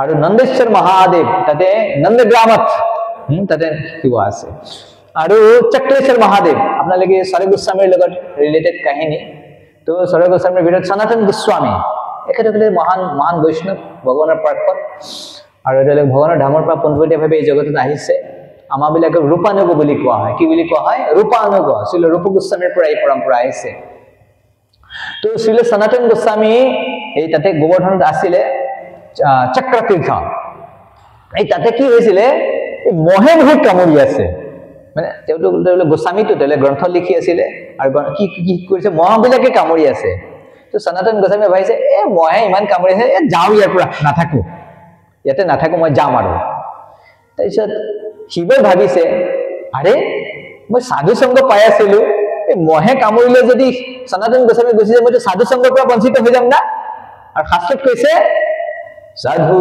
সংগ সৰ্বশাস্ত্ৰে কয় লব মাত্ৰ সাধু সংগ সৰ্বসিদ্ধি হয় তো সাধু সংগ লবৰ কাৰণে চবেই হাত ধৰি খাই থাকে চবেই কি বিচাৰি থাকে কেতিয়া সাধু পাম কাৰণ সাধু পোৱাটো বহুত দুৰ্লভ বুজি সনাতন গোস্বামী গুচি যাব তো শিৱই সপোনত আহি কৈছে তুমি যাব নালাগেচোন একদিন ৰখা মই কিবা ব্যৱস্থা কৰি আছো মই কিবা ব্যৱস্থা এদিন থাকা মোক এদিন সময় দিয়া তো শিৱই কি ক'লে তাৰপিছত মহৰ যি দেৱতা আছে তেওঁক মাতি আনিলে কৈছে শিৱই কৈছে অৰ্ডাৰ দিছে মোৰ অৰ্ডাৰ কাইলৈৰ পৰা ইয়াতে কি থাকিব নালাগিব মহ থাকিব নালাগিব কৈছে জু আজ্ঞা শিৱ ঠাকুৰ তাৰপিছৰ পৰা কি হ'ল মহ নাই মহ গুচি গ'ল মহ নাই তাতে আৰু শিৱ ঠাকুৰ তাতে থাকিলে তো সেইকাৰণে আজিলৈকে কয় যে আপোনালোকে গৈ তাতে চাব পাৰি চক্লেশ্বৰ তীৰ্থত এতিয়ালৈ মহ নাই তাতে এটি শিৱজী ভগৱান শিৱৰ আশীৰ্বাদ মহৰ দেৱতাক আনি কিনে আদেশ কৰি দিছে সেইকাৰণে শিৱৰ এনেকে বহুত অনন্ত লীলা আছে সেইকাৰণে আমি সদায় বৈষ্ণৱৰ আশ্ৰয় লৈ আৰু বৈষ্ণৱৰ আশীৰ্বাদ বিচাৰি আৰু শিৱটো মহানেই হয় আৰু কৈছে যেতিয়া প্ৰচেতাবিলাকে বিষ্ণুৰ আৰাধনা কৰিছিলে বিষ্ণুৰ আৰাধনা কৰি শিৱ বহুত প্ৰসন্ন হয় বিষ্ণুৰ আৰাধনা কৰিছিলে তেতিয়া শিৱৰ আৰাধনা কৰা নাছিলে কিন্তু শিৱ নিজে আহিছিলে তেওঁলোকৰ সন্মুখত আহি কিনে সিহঁতক কি কৰিছে আশীৰ্বাদ কৰিছে আশীৰ্বাদ কৰি কিনে তেওঁলোক সেইকাৰণে আমি যদি ভগৱান বিষ্ণুৰ আৰাধনা কৰোঁ কৃষ্ণৰ আৰাধনা কৰোঁ ভালকে যি কৰোঁ আমি ভালকে কৰিব লাগে আৰু পৰম্পৰা ধাৰণ কৰিব লাগে আৰু ইয়াতে কি কয় প্ৰহ্লাদ মহাৰাজে কৈছে এই জগতত মানুহে সকলোৱে কি বিচাৰে এই জগতত কল্যাণ হোৱাটো বিচাৰে আমি বিচাৰো যে কোনেও কাৰো প্ৰতি ঈৰ্ষা নকৰক সকলোৱে মিলিজুলি থাকক হয় কি না এনেকুৱা আমি বিচাৰো তো সেইকাৰণে তাৰ কাৰণে এটা পন্থা এটা কৈছে এটা কাম কৰিলে এই জগতত কি হ'ব সকলোৰে কল্যাণ হ'ব এটা কাম আছে যেটো কৰিলে কোনো ইটো জীৱ এটা জীৱই আন এটা জীৱৰ প্ৰতি কি নকৰিব ঈৰ্ষা নকৰিব হিংসা নকৰিব আৰু সকলোৰ জীৱনটো কি হৈ পৰিব শান্ত হৈ পৰিব মংগল হৈ পৰিব কল্যাণময় হৈ পৰিব এটো প্ৰহ্লাদ মহাৰাজে কি কৈছে স্বস্তি অস্তু বিশ্বস্য কৈছে গোটেই জীৱৰ বিশ্বৰ কি হওক কল্যাণ হওক স্বস্তি অস্তু বিশ্বস্য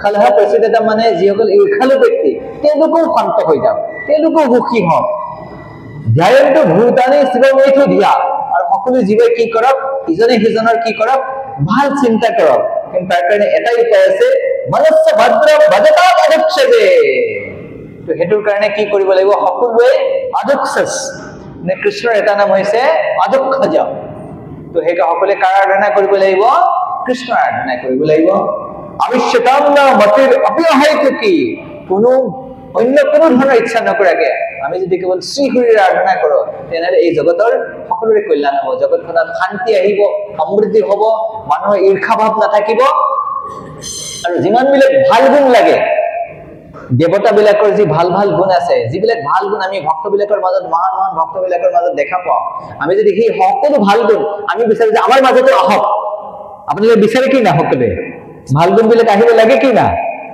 ভগৱানৰ ধামত এই জন্মত যাব বিচাৰে কি না কৃষ্ণ প্ৰেম লাগে কি না এটাতো শুদ্ধ হ'ব লাগে কি না যাহাৰ নিৰ্মল হৃদয়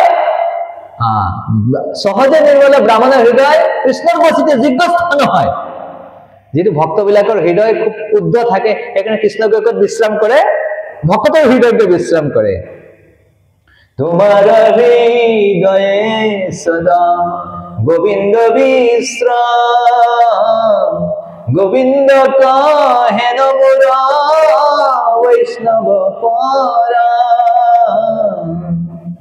তো ভগৱানে কাৰ ক'ত আশ্ৰয় লয় ক'ত বিশ্ৰাম কৰি থাকে ভক্তৰ হৃদয় কিহৰ কাৰণে সহজ নিৰ্মল এই ব্ৰাহ্মণৰ হৃদয় সেইকাৰণে এটাই উপায়। প্ৰহ্লাদ মহাৰাজে কৈছে যস্যাস্তি ভক্তি ভগৱতি অকিঞ্চনা সৰ্বে গুণস্তত্ৰ সমাসতে সুৰা হৰাব ভক্তস্য কুতো মহাদ্গুণা মনোৰথেন असतु धावतु বহি। কৈছে যস্যাস্তি ভক্তিৰ ভগৱতি অকিঞ্চনা, যদি হৰি ভক্তি কৰে তেনে সকলো দেৱতাৰ সকলো ভাল গুণ কি হয় সেই ব্যক্তিজনৰ ভিতৰত আহি কেনে একদম সমবেত হৈ যাব। আৰু যিসকলে হৰিৰ ভজনা নকৰে তেওঁলোকৰ জীৱনটো কেনেকে যায়, মনোৰথেন असतु धावतु বহি, তেওঁলোকে মনৰ ৰথত ঘূৰি থাকিব। সেইকাৰণে মনোধৰ্ম ত্যাগ কৰিব লাগিব। আমি কি ধৰ্ম পালন কৰিব লাগিব? বিষ্ণু ধৰ্ম, হৰি ধৰ্ম, কৃষ্ণ ধৰ্ম। গীতা ভাগৱতে যিটো কৈছে সেইটো পালন কৰিব লাগিব। আৰু সেইটো কেনেকে পালন কৰিবলৈ? যেনেকে সাধুবিলাকে আমাক ৰাস্তা দিছে। সতবৃত্তে মনোধৰ্ম নহয়, মনৰ ধৰ্ম পালন কৰিলে নৰকত যাব লাগিব। মনৰ ধৰ্ম পালন কৰিলে ক'ত যাব লাগিব? নৰকত যাব লাগিব। যদি বিষ্ণু ভাগৱত ধৰ্ম পালন কৰে তেতিয়া ক'ত যাব? ভগৱত ধাম যাব। সেইকাৰণে কৈছে যস্যাস্তি ভক্তিৰ ভগৱতি অকিঞ্চনা সৰ্বে গুণস্তত্ৰ সমাসতু সুৰা হৰাব ভক্তস্য কুতো মহাদ্গুণা মনোৰথেন असतु धावतु বহি। তো যিসকল হৰিৰ ভক্ত নহয় তেওঁলোকৰ মাজত যিমানে ভাল গুণ থাকক সেইবিলাকে হৰিৰ একো দৃষ্টি আকৰ্ষণ নকৰে। আৰু হৰি ভক্তৰ মাজত হাজাৰটা দোষ থাকক, যদি এটা ভাল গুণ থাকে কৃষ্ণৰ সেইটো মনটো আকৰ্ষণ কৰে। বুজি পাইছে? বাহিৰৰ মানুহৰ বহুত ভাল গুণ আছে, ঠিক আছে, বহুত ভাল সমাজ সেৱা কৰে, এইটো কৰে সেইটো কৰে, বহুত পুৰস্কাৰ পাইছে, চাৰ্টিফিকেট পাইছে, মালা পাইছে, বহুত কিবা পাইছে, পদক পাইছে, কিন্তু হৰি ভক্তি নকৰে। কৃষ্ণই কেৰাহীকেও নেচায়। কি কৰিব? কৃষ্ণই কেৰাহীকেও নেচাব। আৰু কোনোবাই যদি অকল ভাল ভাল ভক্ত হ'ব পাৰে ঠিক আছে, কিন্তু সি কি কৰে? জয় শ্ৰী কৃষ্ণ চৈতন্য प्रभु नित्यानंद श्री अद्वैत गदाधर शिवासादि गौर भक्त वृंद। हरे कृष्ण कृष्ण कृष्ण हरे हरे, हरे राम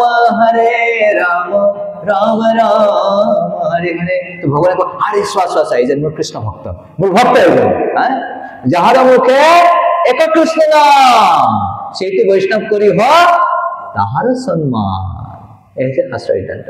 সেইকাৰণে যদি ভগৱানে আমাক বুদ্ধি দিছে, আমি তৰ্ক কৰিব পাৰো, ন্যায় বুজিব পাৰো, তেনেহলে মহাপ্ৰভু কৈছে শ্ৰীকৃষ্ণ চৈতন্য দয়া কৰহ বিচাৰ কৰিলে চিত্তে পাবে চমৎকাৰ। কৈছে আমাক যদি ভগৱানে বুদ্ধি দিছে, বুদ্ধিটোৰে আমি কি কৰিব লাগে? যে গৌৰাঙ্গ মহাপ্ৰভু এই যুগবতাৰ কলিযুগৰ অৱতাৰ হৈছে চৈতন্য মহাপ্ৰভু, কৃষ্ণ নহয়। কলিযুগৰ অৱতাৰ কোন হয়? গৌৰাঙ্গ মহাপ্ৰভু। তো কৈছে মহাপ্ৰভুৱে কেনেকে আমাক দয়া কৰিছে, কৃপা কৰিছে, সেইটো বুজিবৰ কাৰণে চেষ্টা কৰিব লাগে। আজি যেতিয়া আমি বুজি পাম যে গৌৰ নিত্যানন্দ এই জগতৰ মানুহ কেনেকে কল্যাণ কৰিছে, কি দয়া কৰিছে, আমাৰ নোম মিলে কি হব? শিয়ৰি হৈ উঠিব। তো অৱশেষত আপোনালোক সকলোকে বহুত বহুত ধন্যবাদ যে হৰি সভাত আহি হৰি কথা কৰাৰ মই ভবা নাছিলো, সপোন যেন লাগি আছে। আপোনালোকে এই সুযোগটো প্ৰদান কৰিছে, তো সেইকাৰণে আপোনালোক সকলোকে বহুত বহুত ধন্যবাদ জ্ঞাপন কৰিছো আৰু আপোনালোকক প্ৰণাম কৰিছো। वंचा कल्पतरुभ्यश्च कृपा सिन्धुभ्येव च पतितानां पावनेभ्यो वैष्णवेभ्यो नमो नमः। जय जय शिवरात्रि महामहोत्सव की जय, भागवत कथा महामहोत्सव की जय, उत्सव आयोजनकारी भक्तवृंद की जय। गौर प्रेमा।